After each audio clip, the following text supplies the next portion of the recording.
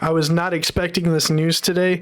Golden dungeons, in-game details, and more. Let's check this out, guys. As always, I try to react and keep up on the updates that I'm seeing here with the videos that are coming across my desk daily. I like to keep track of the Diablo 4 information as we progress until we get to release date. So let's check this out.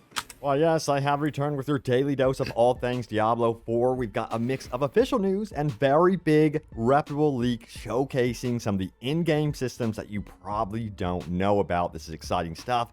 And we've got additional details about updates to the respec system, the in-game Golden Dungeon as it's called, the Tree of Whispers, and the future of ARPG is MMO. Well, we're going to talk about that one as well. So let's dive straight into this. First and foremost, starting out with that very big leak, which is right here. Now, I can't show you the actual leaked map, but I can at least go into detail as to what is on here. And there's some new things on here that I have never seen before.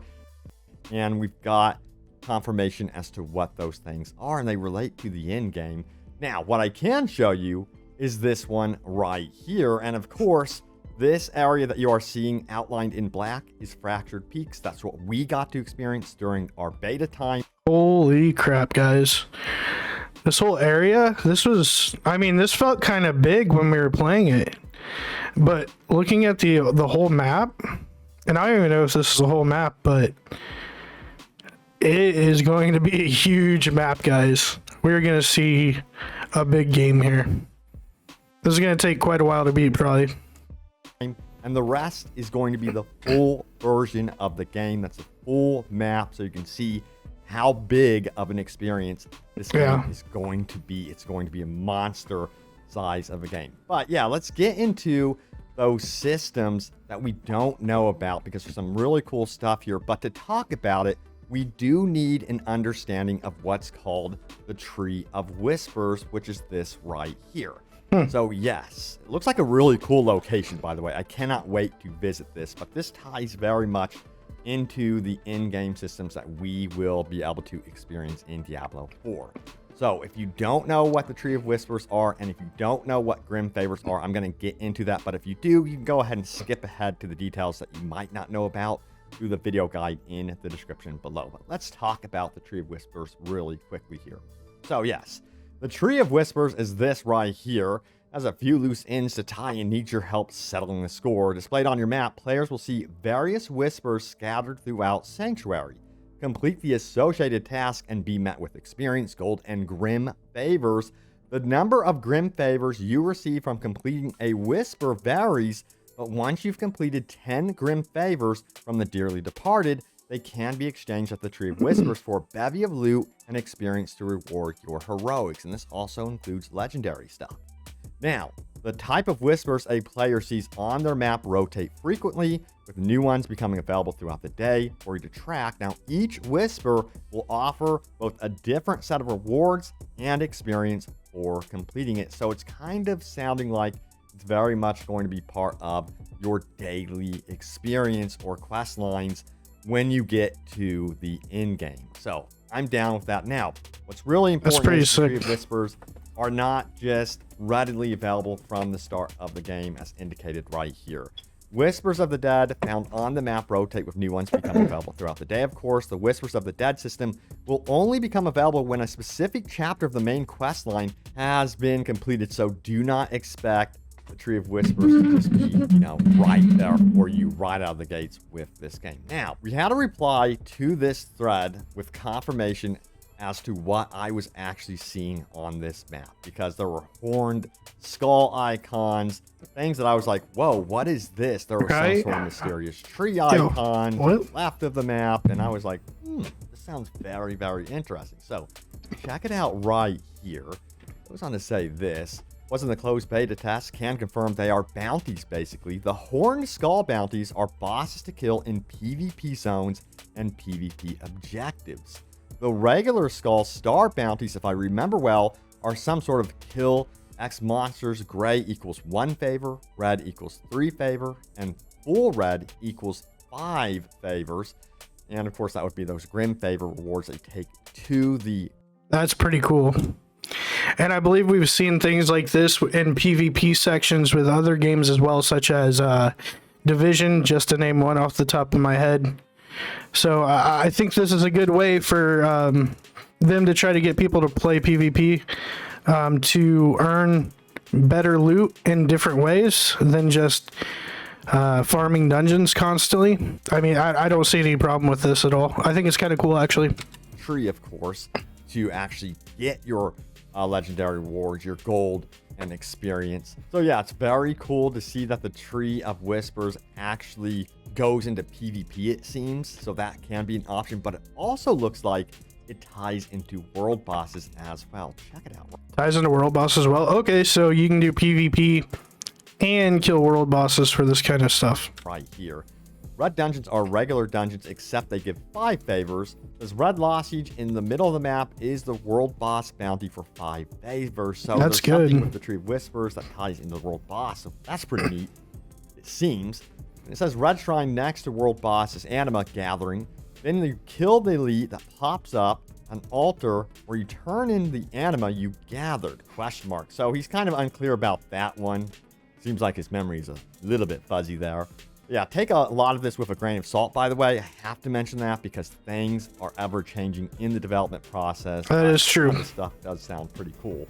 Furthermore, Hopefully they do implement that, though. I don't remember, but I think it's an event, if I'm not mistaken, like do 3 events to finish the bounty. The skull with the red ramifications at the very east of the map is the Tree of Whisper. The Golden Portal Dungeon was the capstone level 100 beta dungeon in the boss location. So there is going to be, I guess we would call the Golden Dungeon, one of the ultimate dungeons that you will want to get to. And that level 100 boss will also be acting like as a gateway to other things as well. You're definitely going to want to defeat him for sure. Wow, that sounds like it's going to be super hard, especially for like casual players. I think it might be probably easier for more serious players that are involved in this game and like other MMOs and ARPG games like this. But yeah, it definitely sounds cool and fun. I just think it's going to take a couple runs for the casual player to get that loot and kill that boss. Now, there were some more Sounds hard. questions to the dev team, and we got official replies. So we're moving on from the leaks now and talking about official stuff only. So let's get into that right now. We have this from Run Quicker, who says, Diablo 4 was a great time so far. Me and my friends have enjoyed it. We're all older now, and we really don't want to have to remake characters. Huge time waste. Instead of being able to more easily redistribute skill points, is there for sure going to ship in the launch? That's a good question. Wondering if you can basically respec, whenever you want. And we have an update about this because previously what was said is that, yeah, it's going to get more and more expensive as you go towards the end game. Which I don't want to hear that. It's more viable just to create a new character. At least that was said on the stream. Now, Rod Ferguson from Blizzard says this: it's not prohibitively expensive, and we've made it easier by being able to refund a single skill point or the entire tree at once. That's awesome. So he's basically confirming, yes, we're going to be able to respec our skill trees. Say if you get a piece of gear and it has some really cool specs on it, and you want to build your skill tree around those specs, you can definitely go ahead and respec that. That's what I'm getting from this. So yeah, it seems to me they might be backpedaling a little bit from their statements from the stream that, oh, you can't respec at all in the end game. I don't think that is true. I think you'll be earning so much gold, probably be extremely wealthy by the end game where you can respec. However, I'm curious to see what they say in April for the actual post-beta report and to see if things have changed with respecing, because it is quite a concern. In fact, we have an additional reply about this one, so let's take a look. Check it out right here. It says this: I agree with a lot of streamers. There is zero benefit to prohibiting or something like that, especially for players whose time is valuable. I don't have time to game. Just let me have fun. Got a lot of upvotes, a lot of support. Exactly. It's almost like people are very busy in their daily lives, either trying to go to school or work or, just survive. based on everything going on in the world. And yeah, if the beta is any indication, at least in my experience, you pick up a legendary, you see some really cool effects on it, and you're like, man, I want to build my character around that. I've got to respect. So in that way, I think they have to have respecting, you know, something that you can actually do, and it can't be overly costly. Now, Stanzilla goes on to ask this right here. They say, I just hope we are going to get more betas after this. Everyone remembers what happened with Diablo 3 when only Act 1 was tested. Please let us test in-game as well. It currently looks Good point. like that's the part. Yeah, we don't want another. We don't want that again.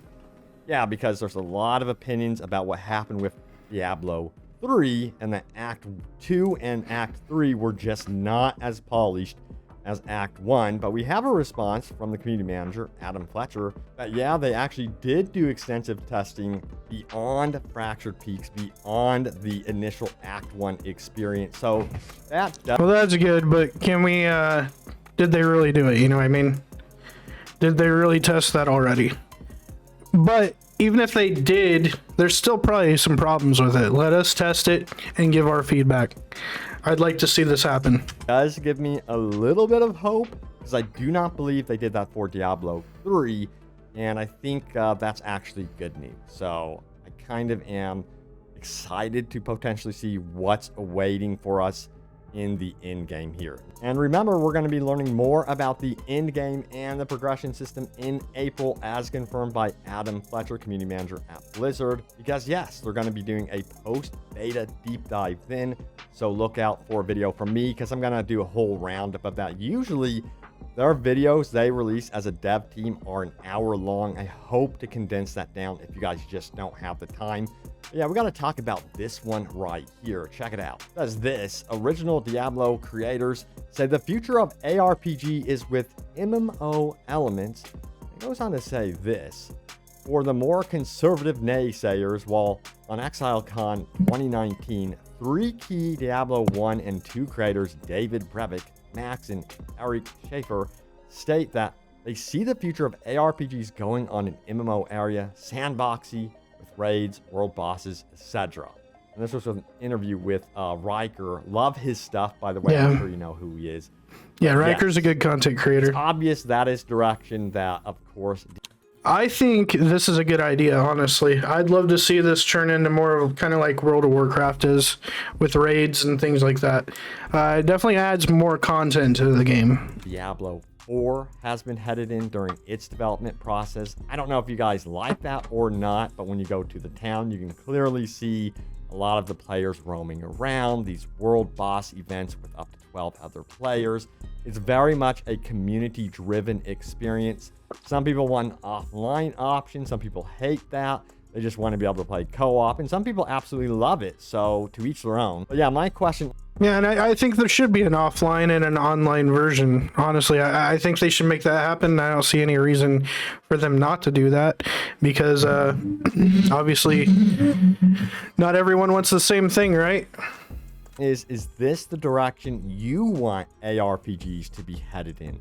That more MMO space with online elements? Or do you think they should just really keep to their roots and what they've been doing in the past, and essentially keeping it more of an intimate single-player experience? Sound off in the comments down below. I'm kind of curious about your opinion on that one. But we also got to talk about some more feedback about the stash. This one is really important. Check it out. It goes on to say this right here: feedback, stash should be accessible in every town with a waypoint. I couldn't agree more.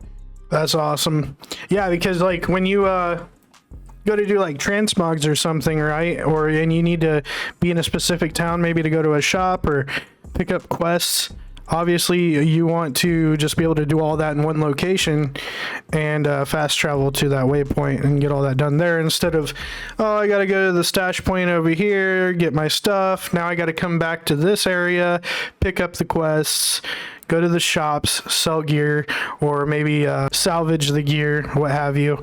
So I definitely agree with this. This is pretty awesome news as far as going with the stash. Couldn't agree more. It's a very good thing. Because it also kind of makes visiting some of these other towns, you know, pointless in some ways. You're just like, what's the point of some of these other towns? Yeah, they have shops and other elements to them, but I need to get to my stash. I also might want to do some transmog stuff. Exactly. I think they should have different inns and setups and safe houses, I suppose you would call them, around all of the towns, and maybe even property that you can purchase. I would love to see that sort of thing added into Diablo 4 for sure. All right, so here we go. I think you guys know what time it is. It is time for your top comments. Be sure to leave a comment down below. It can end up right here on the screen in a future video. So let's do this. Hey guys, if you like the video, make sure you head over to the page, hit that like button, scroll over, smash that subscribe, and hit that bell icon to get notified for future video drops. And I will see you guys on the next one. Thanks for watching.